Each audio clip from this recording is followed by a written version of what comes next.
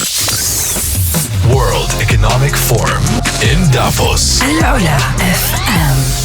Exclusively here on Al-Ula FM, I'm your host Josh Van Alsten, and I have with me His Excellency Adel Al-Jubeir, who is the Minister of Foreign Affairs in Saudi Arabia. What do you think about Saudi Arabia's participation in Davos this year? I think it's tremendous. I think it's we have participation from the government, participation from the private sector, participation from different entities like MISC, Youth, Al-Ula, Antiquities, SAMIC.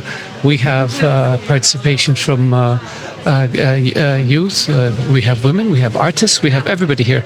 And I think it's very important that we convey to the world, to an influential part of the world, what Saudi Arabia is about, and what Saudi Arabia is doing and where Saudi Arabia is heading. Because we have an incredibly positive story to tell that we should be very, very proud of, and the world should hear it, and we shouldn't be bashful about telling our story. We should say it with confidence, with pride, and with clarity. We have achieved much.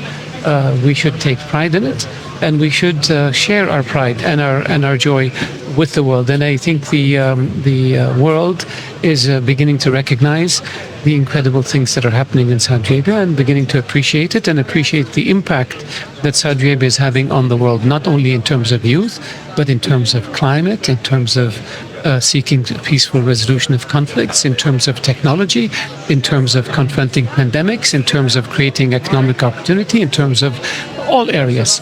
And this is what the Saudi participation in Davos is highlighting. And our hope is that we will be able to allow the greatest segment of people to come and see what Saudi Arabia is about. What do you think, Your Excellency, Al-Ula has in particular that you think would be interesting from your perspective to the international community? Al-Ula is part of the common heritage of mankind. Al-Ula links us back thousands of years.